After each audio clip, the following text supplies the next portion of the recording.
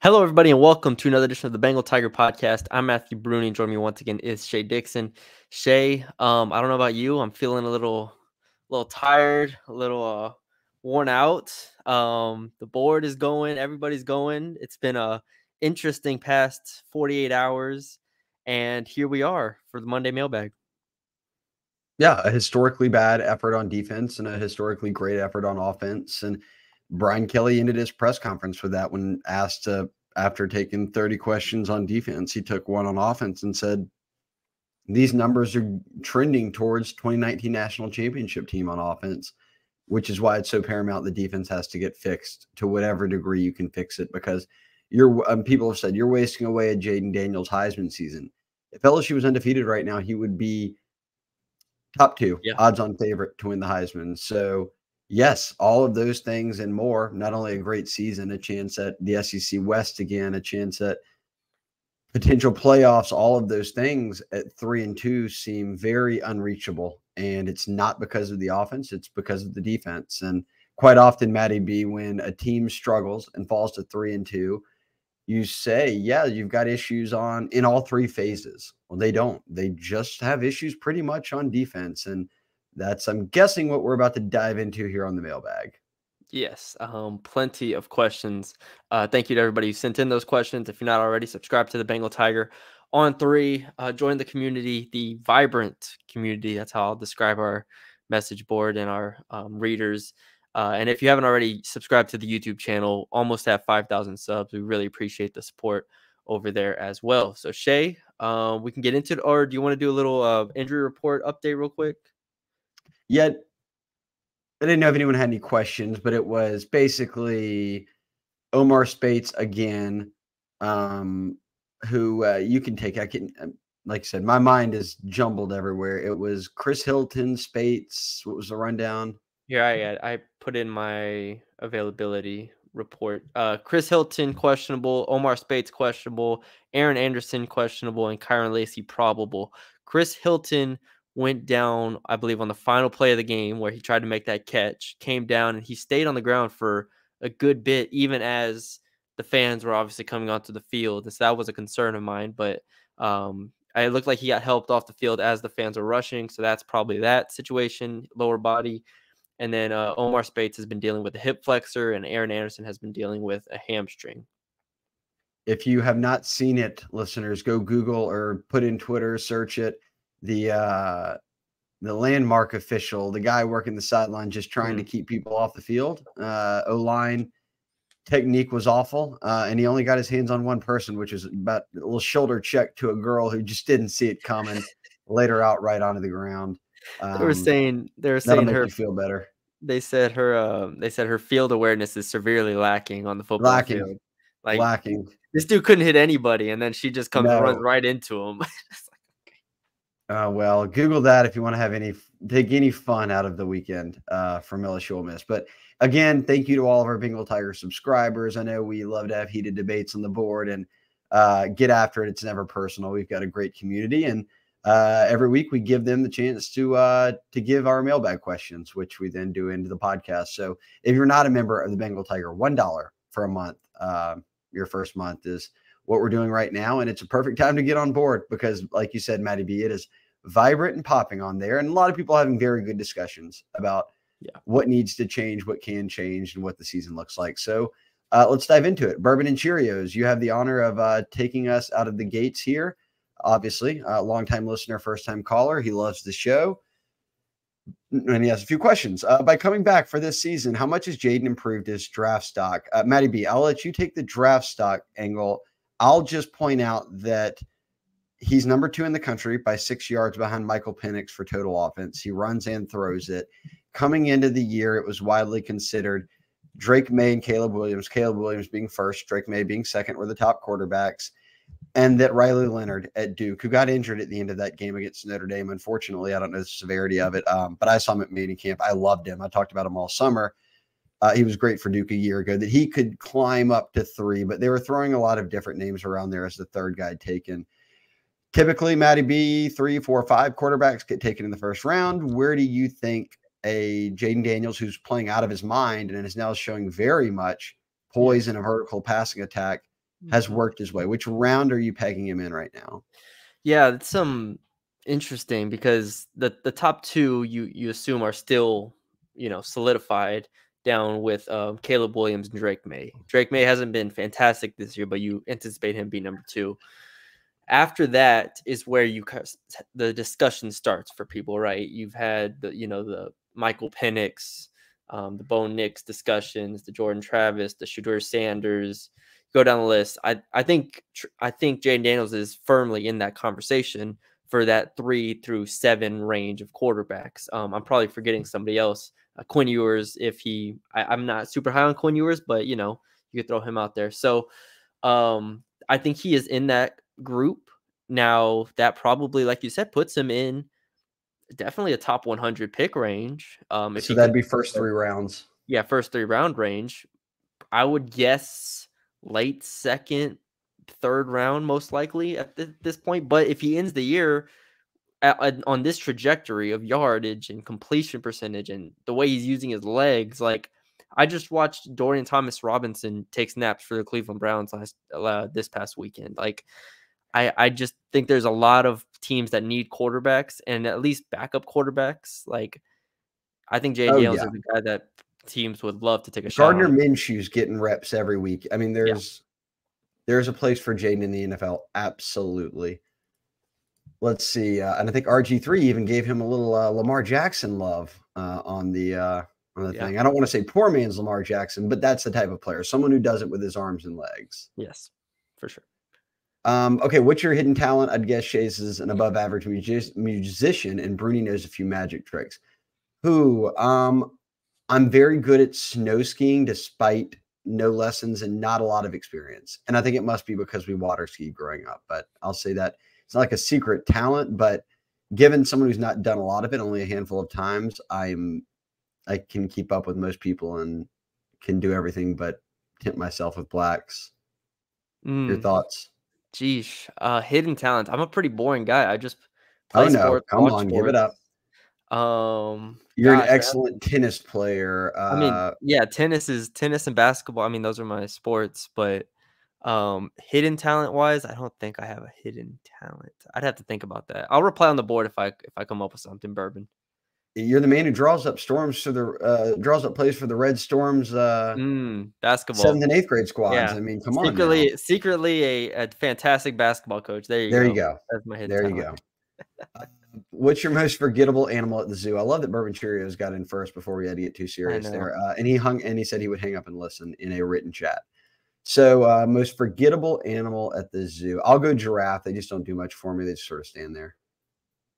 You know what animal I love at the zoo that doesn't feel like it should be at the zoo, especially when you're in like San Antonio or you're in Louisiana, is the penguins. I just love the penguins. Fantastic. I'm not answering. It was not most memorable. It was most forgettable. I know, but most forgettable. I haven't been to a zoo. I've been to aquarium fairly. Well, then you forgot all of them. Yeah, I haven't been to a zoo in a while. You can ride a giraffe with me. Wow. Yeah. They just sort of stand there. It's cool to see, but after you've seen a giraffe, I feel like you've seen them all. I love giraffes. Like I said, the fact you can go to like San Antonio and see penguins in like 105 degrees outside and you're like, wow, how is this possible? And they're all really nice and cordial. You're like, wow, this is cool. All right. Well, now we're through the easy stuff. Here comes the good stuff. NolaFan33, he's been active on the board this week. He's got a few questions. What's the biggest concern to you? Is it coaching or talent on the field? You can't say both. And I'm assuming this to be a defensive question. I will say my biggest concern, it depends on if you're saying now or long-term. My biggest concern right now is talent. My biggest long-term concern is coaching. I like the way you put that. I think that's fair. I still, man, there's so much wrong with, like, you don't allow 56 points just because you don't have talent or just because you don't have good coaching. It's not all talent. It is definitely both. Yeah, and I agree with you. Like, the talent is definitely lacking. There's no other way to put it. Okay. I want to change my answer. My biggest concern right now is coaching. My biggest future concern is talent. Okay. So if recruiting is going to be an issue to any degree, okay, yeah, then my future concern becomes talent. My issue right now is coaching.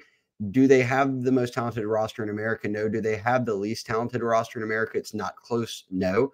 They have a top 15 roster, probably 20. Don't go banging your chest that you signed one of the top 2 portal classes and then say that none of them are experienced. Don't bang your chest that you signed a top 5 class a few years in a row and then say they're all too young. So yes, that falls on coaching to me. So I could change it. I'm going coaching now. And if recruiting becomes an issue, then I worry about that. Yeah, if you add recruiting in there, and obviously we don't know Jimmy Lindsey's like health situation, how everything's going now. He's doing better now, but if he'll be back next year and how everything's going there, like the turnover on the defensive line coaching, I think you tweeted about it or wrote a story about it like over the summer. It's like it's ridiculous how many different players. Yeah, 6-7 straight years of new D-line coaches. And John Jancic, Brian Kelly even said today at his press conference, he was like, John Jancic is not trained like as the defensive line coach. Like that's not his specialty. John Jancic has been a coach for more than 30 years. He's been a D-line coach for 2 of them.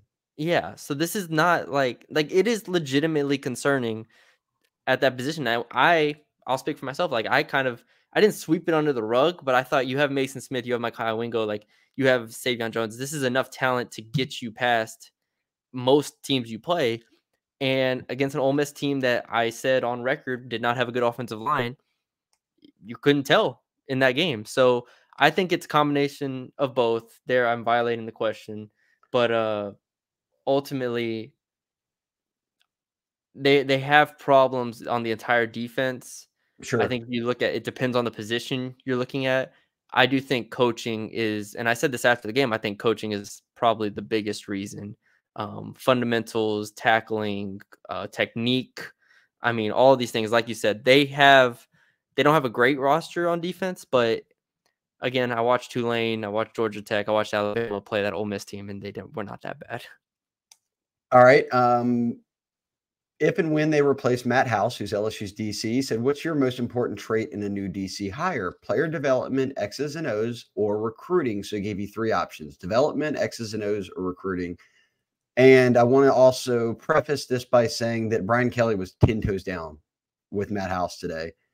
Nowhere did he say that Matt House was going to be the issue. Now, he said that they have to coach things better, but he not once blinked when thinking Matt House was the reason that they were losing this game 55-49. You can disagree all you want.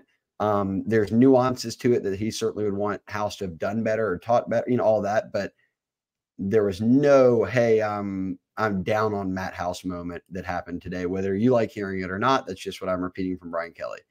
I'm going to go X's and O's, and I say that because often, and whether you agree with it or not, it's a reality. The coordinator is not as heavily invested in recruiting. I mean, you'd like to be somewhat invested, but they're not as heavily invested in recruiting beyond the position that they coach because they are focused on so much other stuff, and position coaches and all that do the more heavy lifting on recruiting. So I'm going to X that one out. I'm going to go X's and O's, and it's because I want my coaches at each position to be player developers. And if they are, that means they're teaching technique, they're teaching all the right things that in turn develop a player. So for me, X's and O's.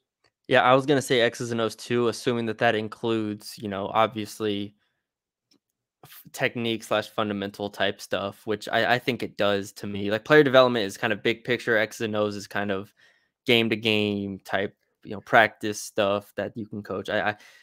I would also lean in that aspect. Yeah, and look, you face a lot of different offenses in the SEC that can be successful in a variety of ways. We've seen it from Georgia to Tennessee a year ago. You can win in a variety of ways. X's and O's for me means that each week, no matter what you're up against, you say, hey, I know what to do. Here's what we do for this situation. And doesn't mean you have to change your whole defense for it. It's just that we know how to be multiple and we know how to defend multiple offenses. So X's and O's for me.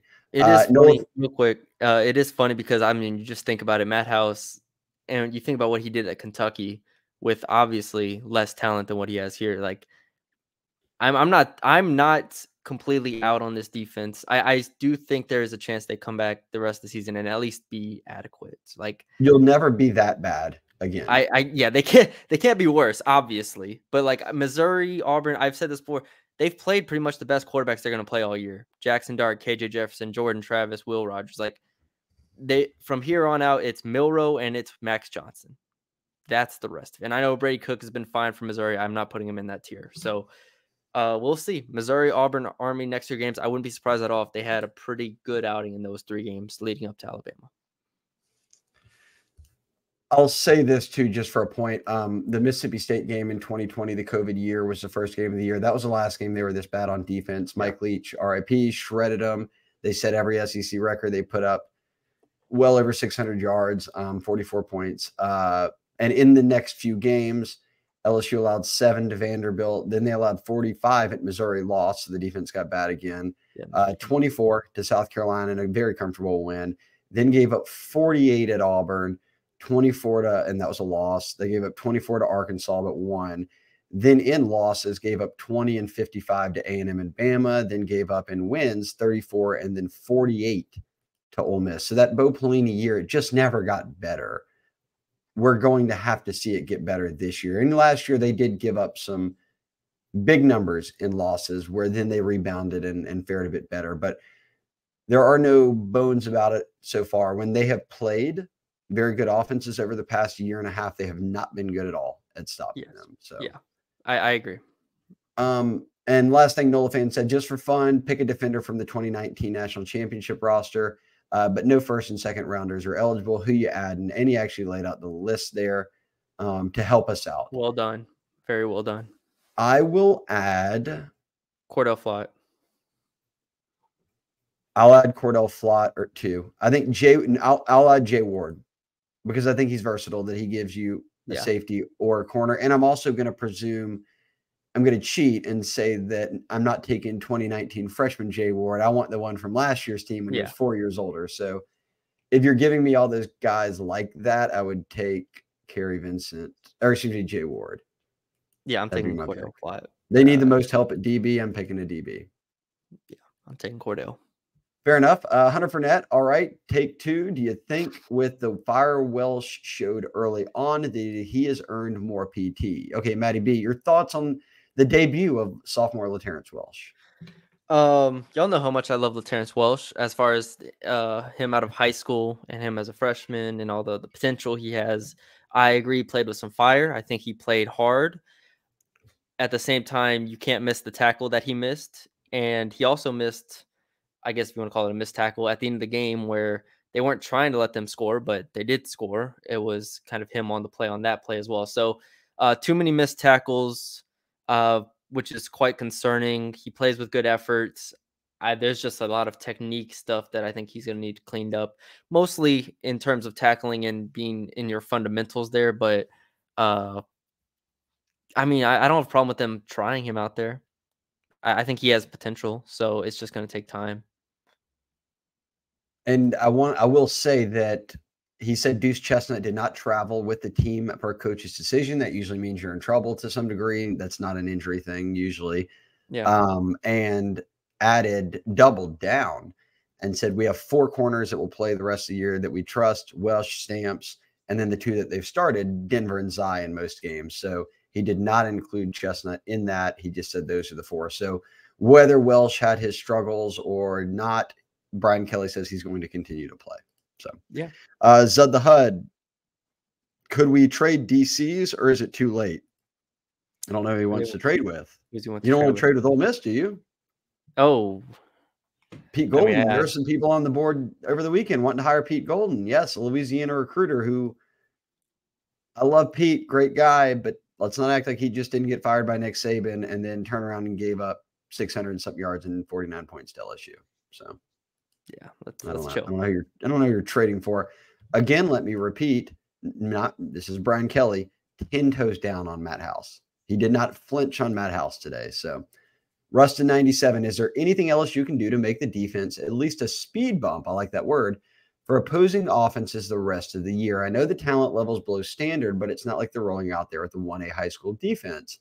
It seems like there should be something that can be done to make them into at least a slightly below average defense in the SEC. Love this from Rustin 97, because you're laughing, Matty B. It's real. No, it's reasonable. Is there something you can do to pull ahead of? Right now, you're the second to worst SEC defense beyond Vandy. Vandy does not have the talent anyone else in the SEC has. Right. So if you take Vandy out, you're the worst defense in the SEC. How do you get slightly better? How do you get towards even the middle of the pack? Not get to the middle of the pack, just towards it, because your offense is so good. Maybe that equates to winning games. From what you heard today at Brian Kelly, your takeaway of his approach and his answer to this, because he was asked about it in a variety of ways. Yes. The first thing that obviously stood out from the Brian Kelly press conference to me was when he said they had 34 missed tackles. Right, 280 yards. Yeah. So that's the first thing. And you want to coach that, you want to teach that. But in today's day and age, like they don't practice full speed tackling like that. You can only do it on dummies and all that stuff. Like it's very hard to practice that in season, I feel like. And so a lot of tackling, in my estimation, is built off experience. And that's where you have last year. I don't want to repeat everything Brian Kelly said, but that's where you had last year, Jay Ward, Greg Brooks, Joe Fuchsia. Like those guys are tacklers. And at the corner positions too, Bernard Converse and Gardner, I think were pretty good tacklers. So that's where the biggest drop off is. The one thing that I'm interested to see if this ends up happening is with the addition, and we haven't even really talked about it much, but the addition of Pete Jenkins on defensive line. If the defensive line, I think that unit has the potential to take a significant step forward during the season. I think that's the only position. There's talent there. Yes, there's legitimate. Like Mekhi Wingo, I'm still on it as an NFL top 2-3 round pick, like top 100 pick. Savion Jones, you can say what you want. I still think he's talented. Obviously, Mason Smith is working his way back, still talented. Like they're going to have to play more guys, which you wrote a great article about. But there is the potential for that unit getting substantially better. So that's what, when everybody asks me, how is this defense going to get better? I still look at the defensive line saying, all right, just don't get killed up front and maybe get to the quarterback some, and you're going to have considerably more success. I think that the amount of zone they played against Ole Miss was baffling considered. That means you're trying to mask deficiencies by hoping you have a great natural pass rush, and they didn't. And that was very surprising against an Ole Miss offensive line who I talked to a few buddies of mine from Ole Miss before the game who are Ole Miss diehards, and they were like, dude, y'all's D-line is going to feast. Our O-line is awful. Well, it didn't look that way. LSU didn't feast on anybody. And Ole Miss ran the ball, threw the ball. Jackson Dart ran the ball. I think that bringing in Pete Golding, which I also think I think it's a Scott Woodward dial right there of here's Pete Golden. He's helped out everybody under the sun. He's an LSU guy. Get him in there as an analyst, because T-Bob Hebert, everyone can have your opinion of T-Bob from his time on radio and whiskey and wine, everything he does. One thing, T-Bob's going to shoot you straight from where he's coming from. He's a football family guy, and he's blocked a lot of D linemen in his life. And he said it this morning, Matty B. He tweeted it out. He said, I watched hours of film over and over of this D line in that game, and they were 1.5 yards off the ball. They couldn't get off a block. Their twists, their stunts are terrible. Their twists are awful. Technique-wise, this D line seems lost. And a guy like Pete Jenkins can solve that for you on a weekly basis, because analysts can work with guys hand-to-hand in practice. And Brian Kelly admitted Jancic doesn't coach D-line. Like, we've gone from Jamar Cain to the Broncos to Gerald Chapman, who's now Tulane's D-line coach, being the interim, to then finding Jimmy Lindsey, to Jimmy Lindsey being hospitalized, to now John Jancic, who was an analyst a year ago, being moved all the way around from special teams to outside linebackers to now D-line. And he's coached D-line for 2 years of his 35+ years coaching. Yeah. And Brian Kelly said, look, that's not his expertise. It is Pete Jenkins's. Let's see if technique-wise we don't get better. So I'm with you there. I think that's another one. Cordell Music, would you be against BK calling Will Muschamp for DC? First off, again, I want to preface it. He hinted nothing about DC changes, but if this goes on forever, he may not have a choice. You have to have a DC change. I would absolutely call Will Muschamp. No, he may not be the best head coach ever, but Kirby's got him sitting on that Georgia staff. And when Scott Cochran took time away for health reasons, he stepped in as special teams coordinator. They won a national championship. This past year, he gets that co-DC title with Schumann. They win a national championship. Now he's still there. Like, I would absolutely call Muschamp, and for the same reasons that a guy like Nick Saban calls Kevin Steele.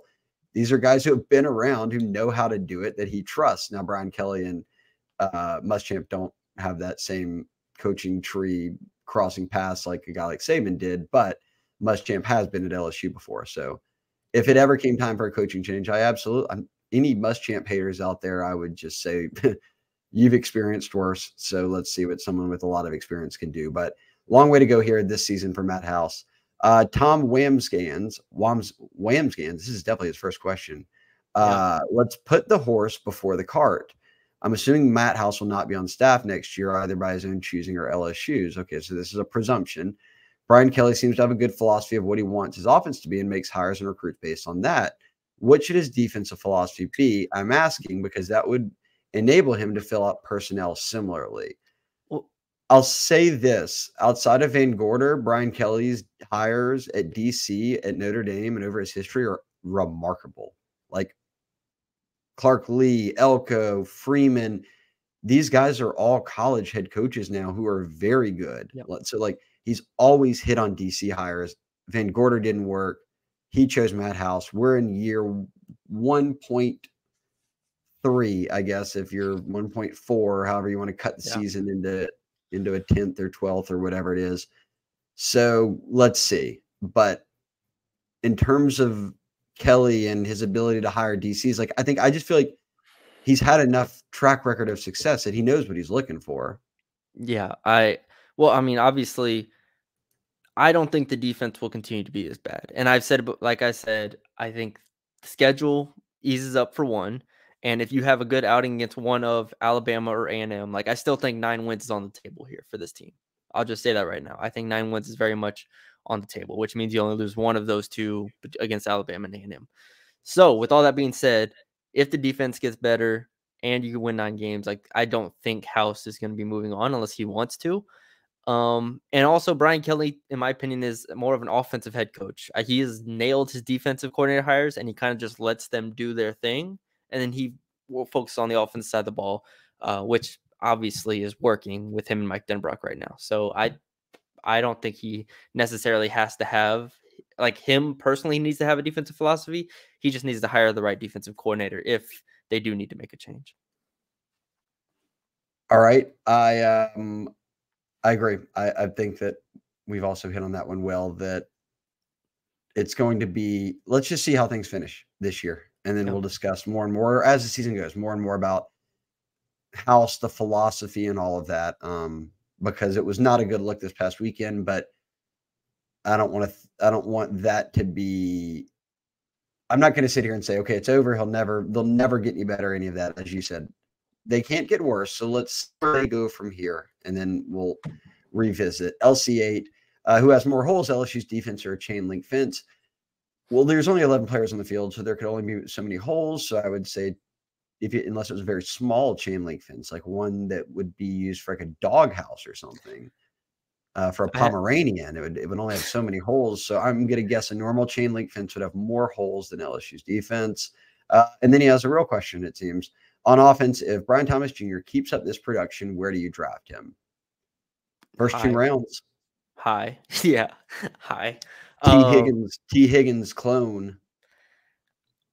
I mean, if he continues this production, we're talking about 2 1,200-yard receivers basically for LSU. If this production keeps up, that would be absurd. But even if he doesn't continue, and look, NFL teams can be dumb sometimes. They can let Justin Jefferson slip to the back end of the first round. So I'll go second round. Yeah, I mean, if this production keeps up, there's nothing stopping him from being a top 2 round pick. And that would be fantastic. And he would deserve it 100% if he continues his production. If he gets to 1,000 yards, if he gets to 800 yards, that was my goal for him this year, was to get to 800 yards, to, after back-to-back 400-yard seasons, put it all together, get to 800 yards, and be that, compliment to Malik Neighbors. And he has certainly done that. And I don't do this often. I want to pat myself on the back. My offensive breakout player of the year preseason, Brian Thomas Jr. Don't ask me who I picked on defense or special teams when I'm not even playing, and the other one's a person that most people think is playing awful. But I digress. Shout out Brian Thomas for making me look good on offense, and Jaden Daniels for making Brian Thomas look good on offense. J87. Okay, here we go. I like this. Is it time to switch to more man coverage? I think House is playing a lot of zone because of his DB personnel, but no one seems to know what they're doing. If you're going to give up long touchdown passes in zone, we might as well be in man and have the potential for turnovers. And then he asked if we have favorite non-Premier League clubs. No, I'm straight Premier League or national teams. So, Matty, be you flexing on MLS teams or anything? No, I have a La PSG Liga, jersey though. Non-Premier League teams. No, I have a PSG jersey. That's all I got. There you go. I have a West Ham. All right, then let's stick with this first question. I talked to a couple of former players who've played for LSU who watched this game, and both of them, when I asked about tackling, all these different things, they said, no, those were bad. But the biggest issues they saw were, why were they sitting in zone all day long with a front four that didn't get any pressure? Like, fundamentally, it doesn't make sense because then they're just going to find holes and pick you apart. Are we going to see, you've done a year and a half of film study on Matt House now, are we going to see more man moving forward? I think it fits the personnel. Like you said, I think you laid it out well. It's like, if you're not going to get pressure, you can play man with safety help over the top. Like, you can start to change things up in a way that helps the corners. Like, when people think man to man, you think like islands. Like, not necessarily. You can shade your coverages. You can have safeties in different spots. You can have the linebackers underneath. You could have a defensive end or outside linebacker drop out. Like, you can change things up. I don't know how exotic they want to get, and I'm not a coach, but Denver Harris, what was he known for in high school and at A&M? It was playing man. And that's part of the reason he was on the third string for a while, is like, they didn't, like, he wasn't comfortable playing this zone stuff. And a lot of players, when they're young, play more man than zone, right? Because they're the best players on their team. They'll play man in high school, so on and so forth. Well, guess what you have? You have a freshman in Ashton Stamps. You have a sophomore in LaTerrence Welsh. You have a sophomore in Denver Harris. Zy Alexander, in my opinion, is the only one that can really play zone at a high level right now. And that's just from me being on the outside here. So I would be surprised if they didn't at least change it up more, at least throw some curveballs here to where they can play man and give the safeties, just have them have safety up over the top or on the inside. It's just, there's a lot of different things you can do with man that you can't do in zone. And like I said, Lane Kiffin was ready for everything LSU did. And especially like we said, if they're not getting a pass rush, it was easy for them. Big True, one of my good friends from the board, asked a question, and I did not expect Big True to hit us with a softball, but he did. He lobbed it right over the plate. Saw crush this one out of the park. If it wasn't for Joey B, is Jaden Daniels the best quarterback LSU's had in recent memory? There is no debate to this. The answer is yes. Here's why. As I mentioned, he's 6 yards behind Michael Penix, who's hot and second behind Caleb Williams in odds to win the Heisman for most total yards. And Penix has done all of that with his arm. I think he's run for like 10 yards, or probably actually not, just been sacked a bunch and run for enough that he's above 10 yards in rushing. Jaden does both. Jaden's at 2,002 yards. They've played 5 games. You average that out to 12 games in a season. I'm good at math. That is 400 yards a game. If you give them one more game, a bowl game, let's say, then that way you don't have to argue with me if they're going to win the West and get to Atlanta, or, any backdoor the playoffs and the whole college football world fall apart or some stuff. Give me one more game. He would be sitting at 5,200 yards of total offense. Yep. Joey B had 6,039 in 15 games. They said that number would never be touched because number 2 on the list, pre-Jaden Daniels, was Rohan Davey, who in 2001 was spectacular, had 3,300 yards of total offense. Last year, Jaden Daniels in 14 games got to 3,800. He's on track for 5,200 this year, which would put him still 1,000 behind Joe Burrow, but Burrow had more games. So if Jaden Daniels were averaging 400 yards a game, which he's done so far, and they played 15 games, let's see, that's 6,000 yards. Burrow finished with 6,039. Yep. Those are the 2 best. That would be the 2 best quarterbacks you've ever had play at this school for a single season. Yep. That is unbelievable. And that's why Brian Kelly, I think, got so mad at the end of the presser today when he said, we are wasting this because our defense can't play. Like that's the reality of what you're dealing with right here. Yeah, I always like reminding people, and no matter how upset you are, the head coach is equally as mad, and then has to actually do something about it. So it's very stressful there. Silver Moon with a graphic. I love it. Bringing some graphics into it. 4th in total offense, 117 in total defense. Is this a 2011 multiverse? Matty B, you were probably not even born in 2011, but in 2011, LSU went undefeated in the regular season. They got to the national championship. They played Bama, and they didn't cross midfield until the end of the game, or even if they did, who remembers anymore, because they could not move it on offense. I will give you the national rankings that year so that everybody who's wondered it, because I've wondered it, I'm sure you've wondered it out loud as well, many people who are listening. The total offense that year for LSU was ranked 86, 350 a game. The total defense for LSU was ranked making a championship game 261 yards a game. Then, fortunately, they had to play Bama, who was ranked at number 1, who gave up 180 yards a game. It was ridiculous. Bama's defense was so elite that year. This is worse than that. This is LSU's offense ranked in the 80-somethings is better than this defense ranked at 110 or 17 or 13 or whatever it is out of 133 teams. So in terms of the disparity, this is worse than 2011. And that team won every single game except one. Really gives you appreciation for the 2011 team, doesn't it?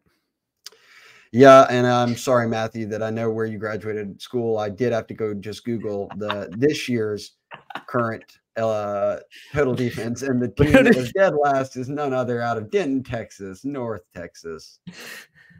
Matthew, you're watching a lot of bad defense this year. Yeah, I'm watching a lot of bad defenses, Shay. I finished the LSU game. I go watch another bad defense, North Texas. It's yeah, not pretty. Utah Tiger Esquire, which that's what I'm going with because of figuring him to have a law degree or at least being practicing. Recruiting and the defense are a problem right now. How realistic is it to expect changes on staff to address those issues? Okay, he says right now, I agree. If it continues to be an issue, they will 100% be addressed. Do you think Brian Kelly on Saturday night after they lost going into Sunday, knowing after what happened a week ago against Arkansas, knowing what happened against Florida State, said, let me call up Pete Jenkins, a guy I've never worked with, and say, come help me out in my D-line? No. Scott Woodward, who's very familiar with Pete Jenkins, said, Pete, we need help. Here's some help. There's my best guess at how that went.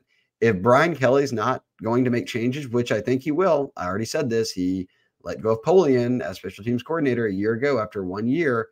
Yeah. If he's not going to make the changes, his boss will talk with him about the changes that need to be made. So I have little doubt that they're going to just blindly continue to go down a path that is not the LSU standard. And that's as simply as I'll put it.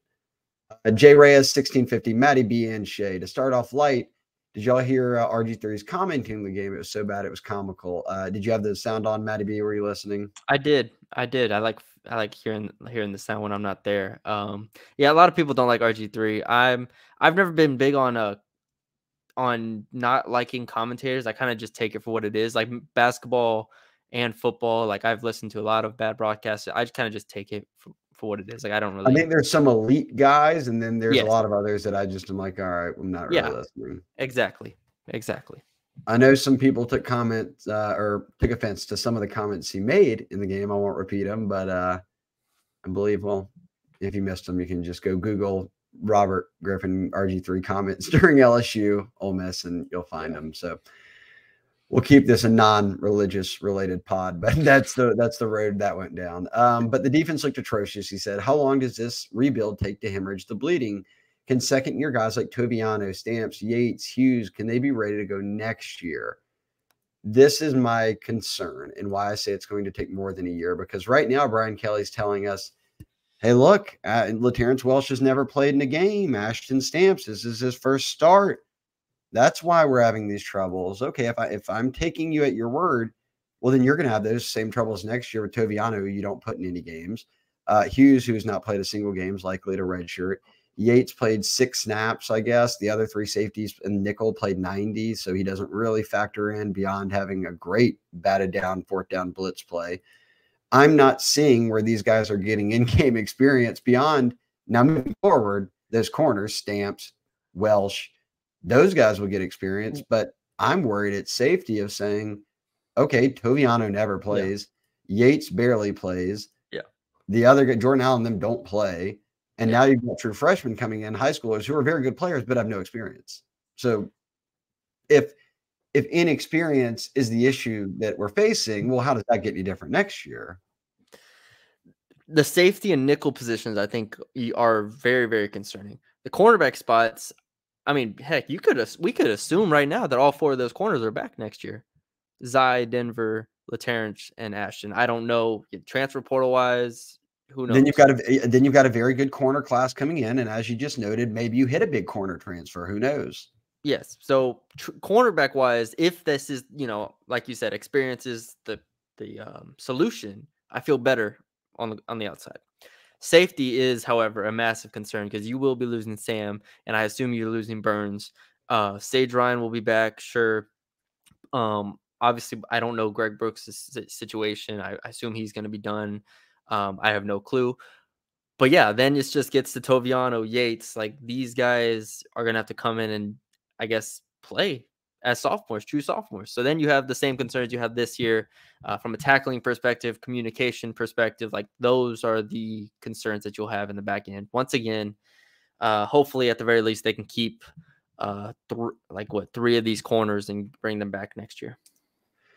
He said we've taken a step back in year 2 at this rate. It seems like we won't be up to snuff until year 4 or 5. Thoughts? Here's my thing. You say you've taken a step back. Even if you mean that record-wise, we don't know that to be true until the end of the year. This team lost, 3 games in the regular season a year ago? So they're at 2 right now. I know it's early, but that's the reality of it. They reeled off some wins last year, and they could do the same this year. Brian Kelly noted that today. And if you're also saying you've taken a step back, and you don't mean record-wise, you mean actually on-field play, you're talking about defense, because special teams and offense, special teams is better. Offense is way better. They have a run game, and they have the most potent passing attack in the country beyond Washington and maybe one other school. So I don't know. It's such a year-to-year thing, because next year you probably won't have Malik and Brian Thomas, and you won't have Jaden. And I know you have Nuss, but you don't have Jaden's legs bailing you out of a lot of situations. And things just change so much year to year that it becomes a different team. It's tough for me to say year 3, skip right over it and go to 4 or 5. I don't know what they're going to have in 4 or 5. I think what I want to see this year is them play better defense, keep this offense rolling, and see if you can't finish at least with a 9-3 regular season so that you have not regressed records-wise. Then we revisit it. But I am not ready to say that, boy, this year is so much worse than last year, when they did improve on special teams and they have one of the best offenses in America. You should not have lost that game, and you'd be sitting at 4-1 with a loss to Florida State, but thinking, hey, look, we can keep rolling. We don't have an SEC loss. All hope is not lost, and that's just kind of where we're at right now. So I'm not there yet, Matty B. No, I agree. I don't have anything else to add. We can keep flying through them. MB21, with what we've seen through 5 games and 7 left, what's the final regular season record? What's your take? 9-3. I'll go 9-3. What do you make of personnel decisions? Are there legitimate reasons Womack and Weeks don't see the field more? I'm asking genuinely. So I asked him this today, and I'd already gotten a couple screenshots from people sending me from Tiger Dropping saying, Shay, they're hating on you because you didn't ask enough about Womack. And let me give you and I asked about Jordan Jefferson as well. Let me give you my line of thinking. I asked, Brian Kelly never in any presser has said, I want to see this player play less, or I want to see this player play more. He just doesn't say it. So when we looked at the snap counts and saw that Jordan Jefferson played 15 and Mason Smith, who is, by Kelly's own admission, struggling to get back to where he was, playing 80-something snaps, and his direct backup, who's flashed this year, gets 15, that doesn't make sense. So dug back, I remember Kelly, he said last year, yeah, Jaquelin Roy and Makai Wingo, they had those 3 down linemen, and Gay, they had to play all the snaps for us. And we're going to the portal and we're hitting high school guys for elite guys because we don't want that to happen again. So I ran the Ole Miss numbers. Those 3 guys down linemen played 86% of the snaps. So instead of asking specifically about Jefferson, I gave him a chance to say, is 86% where you want to be at? And that's when he said, look, no, that's where That's what this week is. We are resetting. Are we putting the right guys out there? Are we putting them in the best position? Do we need to put more guys into higher snap counts? And do we need to get different looks on the D line? And I think that beyond what technical stuff is out there, they will be shuffling up how much these guys are playing. Now, Mekhi Wingo, you can play him 90 plays and I won't ever say anything about it. I don't care. He's the best player they have. Yeah. The other guys I could use a little bit of rotation with. So I framed it that way. And then the Womack one, we asked him about Womack last week when he had 5 snaps and 5 pressures on all of them. And he just said, well, he's young, and we don't trust him to be out there completely yet. I was going to get that same answer this week. So I just simply asked, was he available or was he not? And he said, yep, he was available. They just never played him. I don't know if they thought he's a pass rush specialist, and if we put him out there on 3rd down, they get a first down, and then now they're going fast, and now he's stuck out there because I do think tempo was a concern for them in this game. I know that sounds like a cop out, be like, oh, whatever. But I'm not trying to cop out. This is right. I mean, try to make sense of why he never got in the game. If I've asked Brian Kelly and he says, yep, he was available, why did he never play? Yeah. Tempo is, I think there's no other explanation, because Brian Kelly could have said he was not available. He said, nope, he could have played. Like, yeah, if you watch their first few possessions, obviously, like, they weren't subbing. They were not giving you any time to make a sub. You do not want Deshaun Womack out there for 6 straight snaps. That is not good. Like, that's very much what they did not want. So yeah. I think the snap count is substantial, and I'm glad you pointed it out. But at the end of the day, this felt like I don't want to say a one-off, because we've seen it at times, but like, this was very much a different situation for me. Yeah, and I'm going to say that if you listen back to Kelly's post-game presser, I know he was upset and he didn't glean a whole lot. He hadn't watched the film, but he did say that the thing he was most concerned about going into Ole Miss defensively was tempo and how that related to subs. And he answered it when asked about the goal line, whenever they were trying to get guys out there that could play in goal line. And he said, I knew, and it was evident because they did it and then they get flagged for it. He said, I knew going in that every time we tried to sub, especially on the D-line and edge, that as soon as Kiffin and the offense saw it and Jackson Dart saw it, it's run the play right now. Run the play. Just hike it and snap it and hand it off or whatever, and we're going to get a penalty. So I'm going to have to guess that had to play something into it. Yeah. And so this week, I don't have Missouri's pace numbers up, but it's like Missouri, Auburn, like an Army, these are games where they should be able to sub a lot more. Going into the year, I don't remember what player it was. Somebody said somebody said Mekhi Wingo playing 80 snaps. You're not going to see that this year. Well, he played 80 snaps this week, and that should not become a regular thing moving forward. That much I'll say. Weeks, any thoughts there? I mean, from Brian Kelly's perspective, he said after the game he couldn't see any difference between Omar and Weeks, and then even today just doubled down and said Weeks is young, but they like him. So you're not getting any answer out of Brian Kelly here. No, he's downplaying Weeks a decent amount, and I know fans love Weeks. I'm always hesitant to act like I know more than a coach, and I understand coaches can lie or not lie, but extend the truth a little bit more or whatnot. But I think he played. He played 54 snaps. How many snaps did Weeks play? He played 50 something, and Spates played 40 something. Yeah, I'm not mad at that split. I can't be mad at that split, really. I think people more so would have rather seen Weeks first than Spates. Yeah, if he started the game and ended up playing 54 snaps, people would have been okay. But it was like, where is he on the first drive of the game? And then Ole Miss goes down and scores, and you're like, well, Weeks was out there and they scored the same. So there you go. Exactly. Do you anticipate and MB21 third question, do you anticipate the defense improving enough to come up with timely stops? We kind of talked about that. We don't think it's going to get worse. So we certainly think that, yes, they'll improve. How much? TBD. We can't give you that answer right now. We don't know, but it won't be that bad. And then he said, P.S. Shea should have let me cook. He was cooking. Those are fine questions. He cooked. Bayou Tiger 22. SEC's not looked like it has over the past 20 years. Which conference do you think is the best this year? Pick your national champion. The Pac-12, right, has been impressive to a degree this year. Yes, I'm still hesitant. I'm hesitant on USC a bit, but Oregon's the real deal. Utah needs rising back. Oregon State, I think, is good, not great. Like it has a lot of good. It's the most deep, I think, is the way of looking at it. But the top end is still the Big Ten with Michigan, Ohio State, Penn State.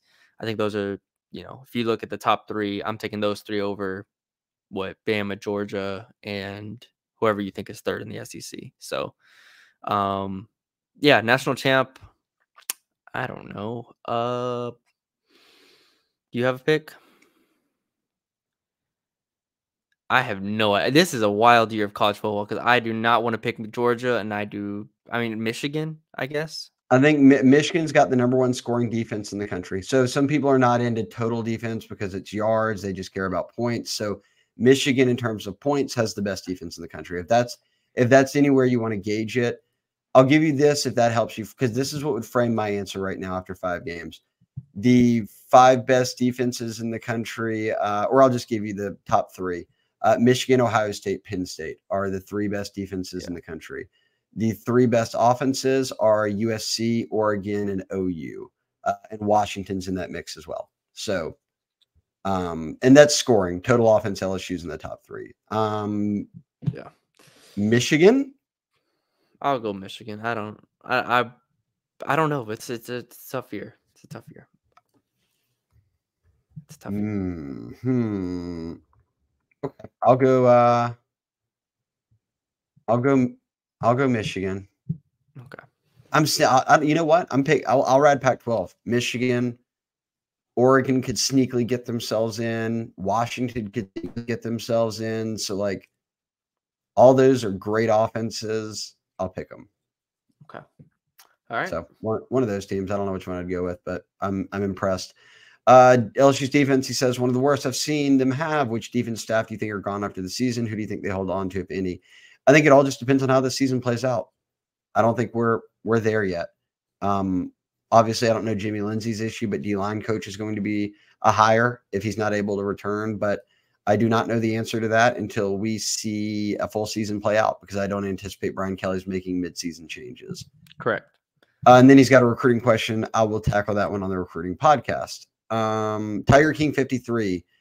What is the primary issue on defense, talent or coaching? Because less talented teams are playing better defense than LSU. Not saying that talent isn't an issue, but it doesn't feel like the primary. So I guess we answered this a little bit. Yeah. We would say, are we leaning that coaching's more the issue right now? Yes. Yes. I think so. I think coaching and execution above talent for me right now. Exactly. So it's like, I think he laid it out well. Ultimately, if you're an LSU fan and you watch Tulane give Ole Miss issues for a bit, and you watch LSU fall down on itself for 4 quarters, you're going to say it's coaching, because Tulane does not have better talent than LSU. 5 for 5. Shout out to the name as always. I don't buy personnel deficiencies argument for why the defense is so terrible. This is 100% scheme to me. Why are DBs consistently so far off receivers? They couldn't touch with Mondo's pole vault. Great dual LSU reference there. Yes. Really like that. Have you ever seen a D-line that lines up off the ball? Can't imagine there's a strategic advantage there. Okay, so 5 for 5 is onto something here. I don't know scheme. Like, yes, some of this scheme stuff doesn't make much sense when you see it and it consistently doesn't work. Like, I guess for me too, right now, I go back to last year. Matt House was so great at halftime adjustments. Where is that this year? Yeah. That baffles me. I'll never forget being in the Florida State game and thinking, all right, it's halftime. LSU's up. Let's see what second half Matt House has for us. And then Florida State just walked them down time after time. And pretty much every game, we have not seen a second half. I mean, Arkansas, if you just include the 3 games they struggled in, right? Ole Miss, Arkansas, and Florida State. I haven't seen anything that made you think, wow, all right, this is the Matt House we saw last year, where it was like they're adjusting, they figured something out, and boom, they're back. I don't know. It's weird. Capital City Tiger 21, always active on the board. How many days until women's basketball season? How many days until baseball season? Why does this loss hurt so much more than recent memory? Maybe the hardest loss since A&M 2018, which would have been 7 overtimes. Fun fact, they didn't even give us up as many yards or points as many yards in that game as they did in this one. Is this a more painful loss than last year A&M? I feel like last year A&M was a really bad loss. Like I don't maybe know, that 18-7 overtimes, Mon knee being down, that was painful. I just meant compared to this the Ole Miss game. No. Yeah, he said he thinks hardest loss to accept since 2018 A&M when really they should have won. There were some bad calls. They go to 7 overtimes, they lose. Is it true LSU being a fan of LSU will shave years off your life? Of course, especially if you're a fanatic. He said, if so, at least I got to experience 2019. Okay, there were no real questions in there, but one that I think I can answer. Why is this the hardest loss to accept? Because you just put up 600 something yards and 49 points, and you know that you've got one of the best offenses in America when you did not expect that to be the case coming in. People weren't even sure they wanted Jaden to be the quarterback. You just needed one. Now you've got a top 3 offense in America. That's why this hurts, is because you have one of the 3 best offenses in America. You just need one stop. One stop. They go 88 yards in 30 seconds.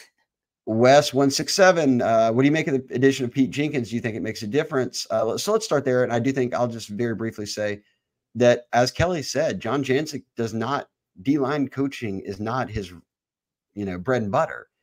Pete Jenkins eats, breathes, sleeps D-line coaching, primarily technique, knowing what to do, knowing how to line up, knowing how to create advantages. So I think it does help. Absolutely. Why is our special teams unit still bad, and what do we do to fix it? I don't think their special teams unit's bad. I think they've punted on punt returner because they just want to give it to the offense, and I understand why. The offense scores almost every time. I shout out Damian Ramos going out there and drilling a 56-yarder dead money that came up short, but he wasn't. They weren't doing any of that last year. I mean, this is a kid who's grown. Bramplett will have a bad punt or two. He's very experienced. No punter is perfect. I guess he's mad that they had that squib kick that went 10 yards or whatever. Okay. Yeah, I was wondering where the 50 and like, let's squib it, and then it went like the second level of defense hit him in the chest and was like, all right, I got it. But here's the thing: you could kick it out of the end zone there, and they get it to the 25, and instead they got it at the 35 or 40, and they would have gotten those 15 yards in a play. So it didn't matter. We knew the secondary would be why don't we have code DCs like Georgia and Texas have done in recent memory? Kelly was asked about that today. John Jancic's been a DC for a very long time. That's when he went real 10 toes down with Matt House and said, nope, we have one voice in the room who calls the plays, and that's who we're sticking with. So that's why. He only trusts Matt House. Why has our defense struggled so badly? We've answered that. We knew secondary wouldn't be great, but no one on defense has been good beside Wingo and Weeks, and that's much worse than any expected. That's the thing that I think Brian Kelly is saying, is that it isn't all talent. It's coaching. It's scheme in some spots. It's executing, because I think you made it earlier, the best point. This D-line is talented. For them to look that bad and that ineffective, that ain't talent. That's now coaching and execution. Yeah. That's not talent. Has nothing to do with it. So, well, everything to do with it. They're talented. So why are they not executing and being coached up to perform at a higher level than they are? So we all knew this was coming with the secondary, especially with Greg Brooks going down. I didn't see this coming with the D-line. Exactly. Also throw in, I think Perkins has been pretty good this year. So I know he said Wingo and Weeks have been the only 2 good players, but I think Perkins has been pretty good. And Brian Kelly's not even going to tell you if he thinks Weeks has been good or not. So he likes his heart and attitude or something of that nature. Where are we at? We still have I don't know how we still have Tigers and Ducks. What are your thoughts on an attacking style defense similar to last year's Tennessee or this year's FSU team? I know the defense has a proclivity to give up big plays, but if that's happening either way, maybe more zero looks could occasionally force a turnover. Matty B, your thoughts from film study. Anything that you would say, hey, I would try this out?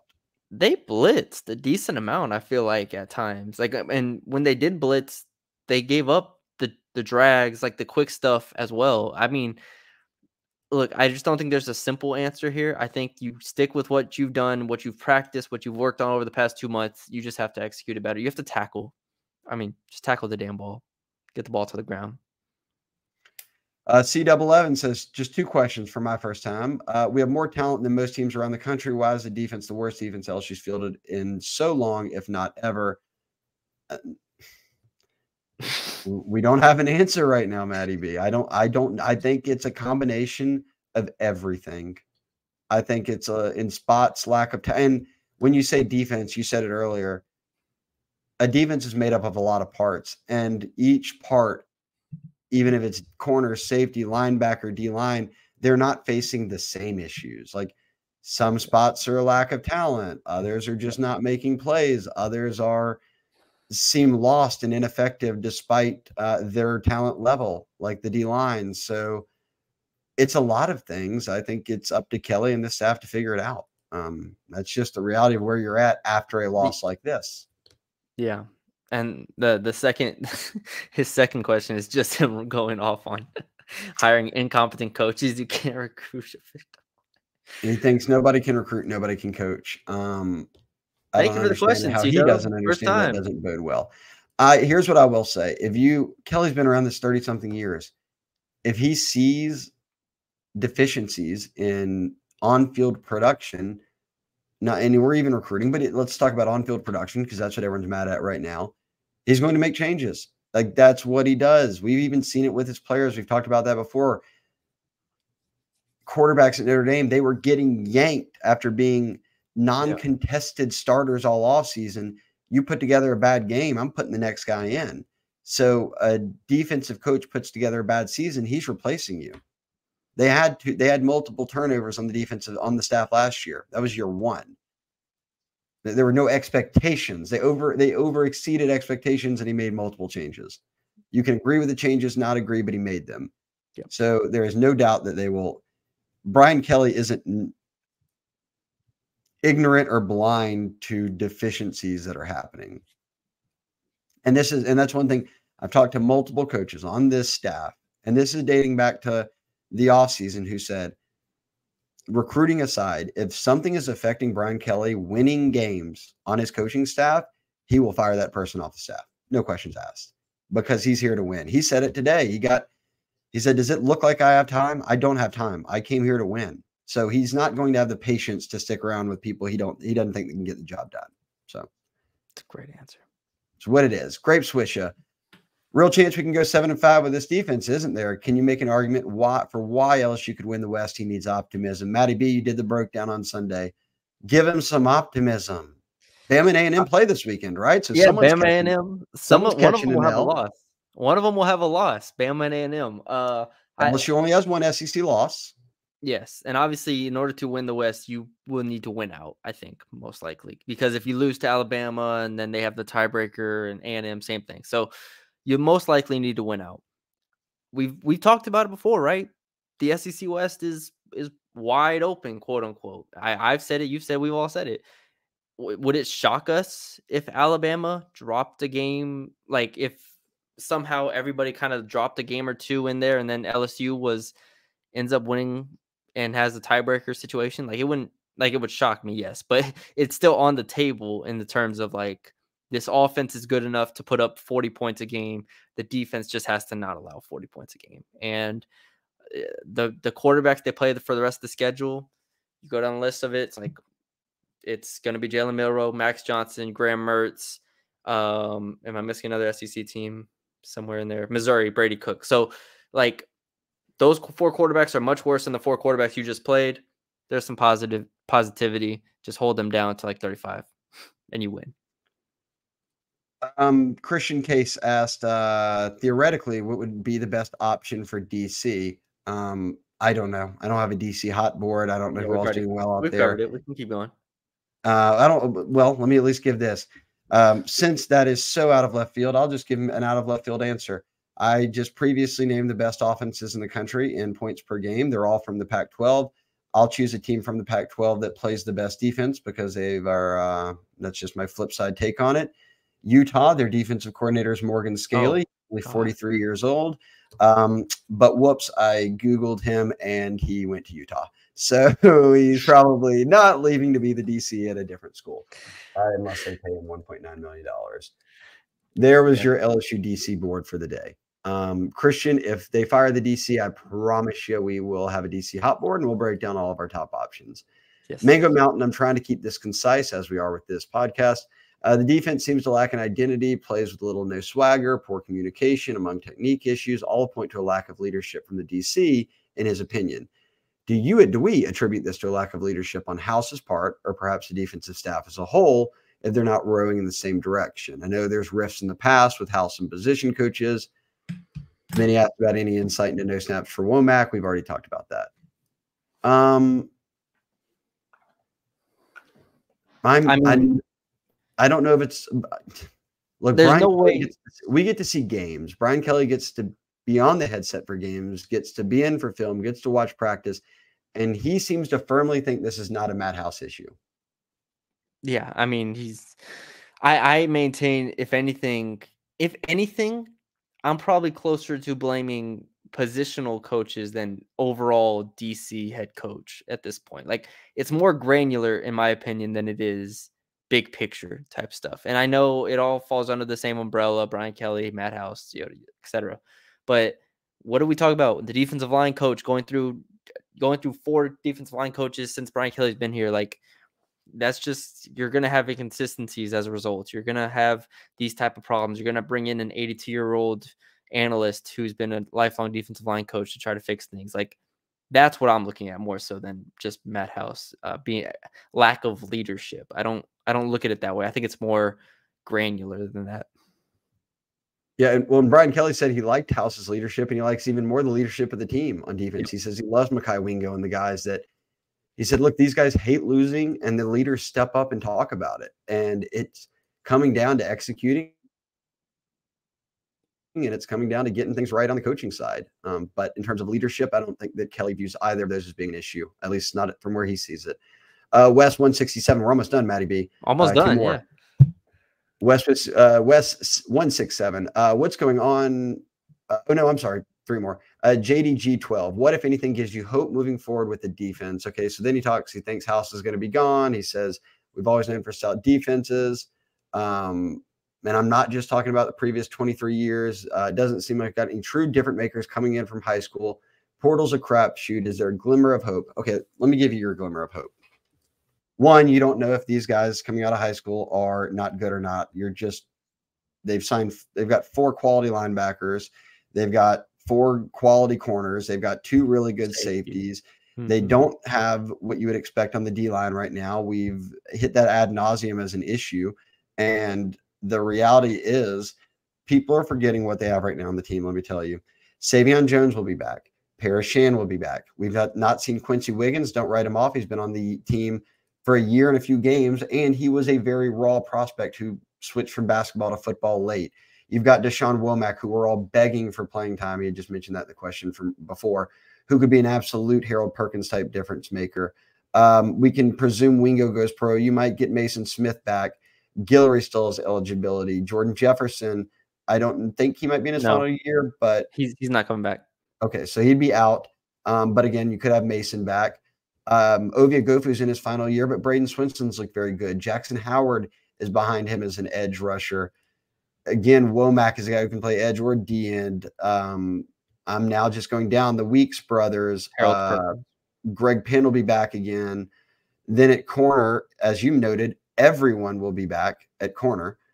Plus, you get J.K. Johnson back off injuries. If Jeremiah Hughes can do anything, he's young, obviously, but you've got a whole wave of freshmen coming in. And then I'm just not going to touch on Greg Brooks, but it's safety. There's where our concern becomes, because you're likely, I'm guessing, losing Burns and Andre Sam's done. He's played 7 years. You're likely losing Burns. Ryan, they're getting up there in age. We're seeing glimpses now of Yates and Toviano, but we don't know what they're going to be. Langlois been hurt 3 years in a row. Kylan Jackson's hurt and taking a red shirt. Jordan Allen is seemingly being preferred. Ryan Yates over Jordan Allen is sort of their early preference. So safety is now Deshaun McBride's one of the best safeties in the country. I love Joel Rogers, but they're going to be true freshmen.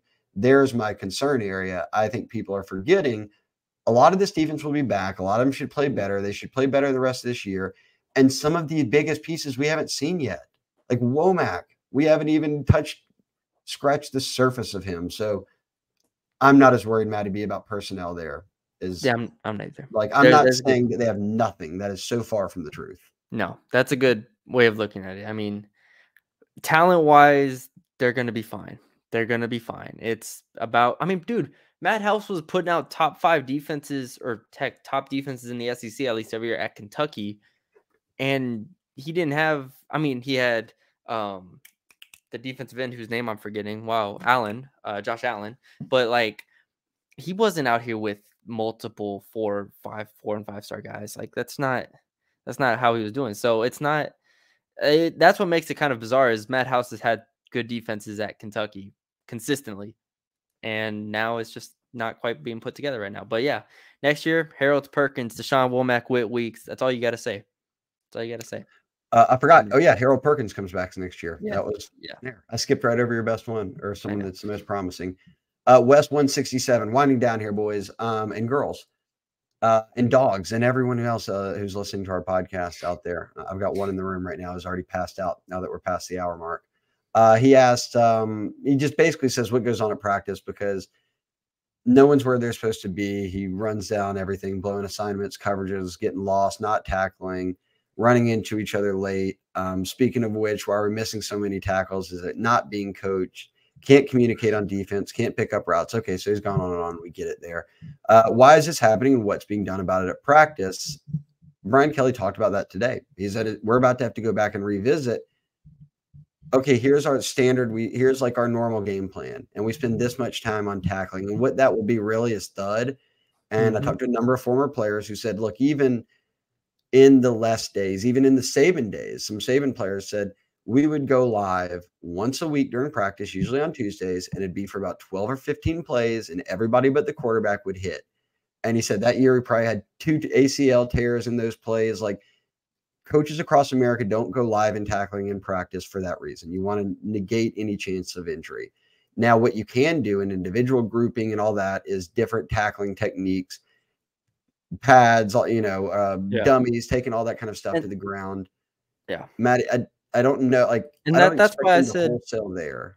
No, and that's why I was talking about, like, nowadays tackling is built off experience more than anything. Like, it's just so hard to tackle when you don't have experience at the college level. So do you want these guys tackling in practice? No. I mean, like, in games. And that's why you get last year Joe Fuchsia, Mekhi Gardner. Well, that's what Brian Kelly said. And I know people will take him as being defensive, but he said last year we had guys out there who had tackled a lot in games, whether it was Converse and all these other guys. I'll give him that at corner. I'm not going to give him that at safety. Major Burns and Andre Sam have played more football than but everyone on the defense combined. But how good is Andre Sam really? Like, that's not the question that's being asked. It's Kelly said it's inexperience. It's not at safety. They have a lot of experience. Those guys have started a lot of football games. Like, it's not experience. They're just not tackling. There's a difference.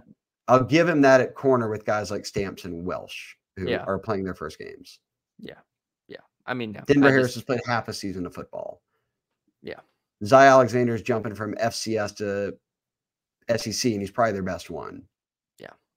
So I miss Greg Brooks on the football field. Obviously, hope he's okay. They're missing Greg Brooks, but Brian Kelly said that they're going to go back and adjust this week of how much time are we spending on tackling versus whatever else we need to be spending time on, and they're going to adjust the schedule based upon where they see the biggest weaknesses being. We did it. This is the last one. Oh, well, and it's not. Santana asked a recruiting question, which will go on the pod.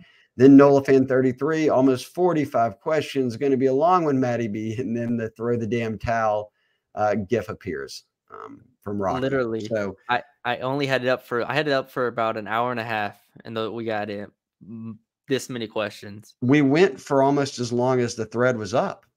Dude, I couldn't believe how we talked about it this morning, how active the board was. I posted the thing and it was up for an hour and we got 40 questions on it. So thank you to everybody.